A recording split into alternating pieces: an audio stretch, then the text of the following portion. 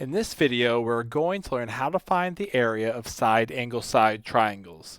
So thus far, the area formula you know for triangles is 1/2 base times height. But let's say we only know a side angle and a side of a triangle, but not necessarily the heights.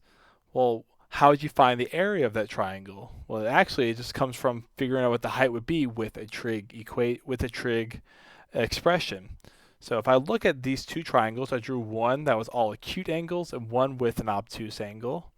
If I wanted to use this 1/2 base times height formula, I'm going to say that b would be my base. So I'll do 1/2 times b. But how do you find the height? Well, if I use angle C, I can say opposite over hypotenuse. So sine of C, angle C, is equal to h over A for that right triangle with the heights. I can say the same thing over here.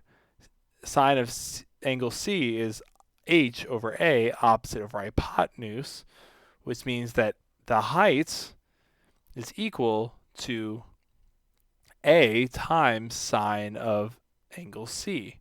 So over here, my formula, I can replace h with A times sine of angle C. And I'll get that another area formula I can use is 1/2 AB sine of angle C for that side angle side situation on a triangle. But now I can actually do this from any angle. I just happen to drop an altitude from angle B for those two triangles. But if I were to have dropped it from, let's say, angle C, and I knew side B, angle A, and side C, well then sine of h over B would be my height. Sine is equal to h over B, and my base would be C. And that would lead to the formula of 1/2 BC times sine of A. And lastly, I could do it for the other altitude from A, and get 1/2 AC sine of B. So as long as you have two sides and the angle between them, you can find the right formula to use to find its area. So over here, I'm given the problem, I need to find the area of each triangle and round my answers to 2 decimal places. So I'm going to label my triangle ABC. I know side A, which is 8. I know side B, which is 6, and angle C, which is 30 degrees. So there's my side angle side. So I can use that 1/2 AB sine C formula and find that my area is 1/2 of 6 times 8 times sine of 30 degrees, which gives me half of 6, which is 3, times 8, times sine of 30, which is 1/2. That's one of my unit circle angles. So half of 8 is 4. So the area would be 12 for that triangle, just with that given information. So even though I wasn't given the height, I can easily find the area of the triangle. So let's try this with another example. So again, label my triangle ABC. Side A is 3. Oop, that's not where side A should go. Side A is 3. Side C is 2. And angle B is 110 degrees. So now I'm using the one for angle B. So I'll do 1/2 AC times sine of B. So 1/2 of 3 times 2 times sine of 110 degrees gives me 1/2 of 2 is 1. So I'm left with 3 sine of 110 degrees, which 110 is not a unit circle angle, so I'm going to use a calculator. That'll give me 3 sine of 110. Make sure you're in degree mode, since I'm using degrees. And that gives me the area to be 2.82, round to the 2 decimal places. But now, what happens if you have like an angle side angle situation, where I know angle A and angle B and side C? So forward goes here, 70 and 60. Well, this doesn't help us out with the area formula yet.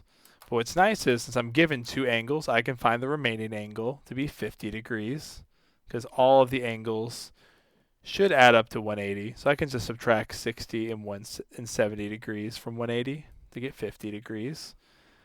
And then I just need another side to finish this problem. So let's say I want to find side B and to use the angle side from angle A to find the area. If I use law of sines, I can do sine of B over B is equal to sine of C over C.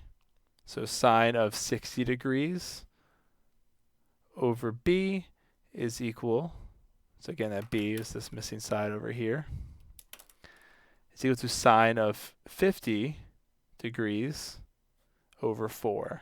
So B is equal to 4 sine of 60 over sine of 50. So B is approximately 4 sine of 60 divided by sine of 50. 4.522. I'll even put that 06 at the end to be a little extra accurate, because this is not my final answer yet. So I want to be as accurate as I can be. So 4.52206, which makes sense that it's bigger than side C, since angle B is bigger than angle C. But now that I have two sides and the angle between, I can use the middle formula here with angle A and get that my area is 1/2 of 4 times 4.52206 times the sine of 70 degrees. So K would be approximately 1/2 times 4 times the decimal above times sine of 70. I am in degree mode. And my area come out to be 8.5.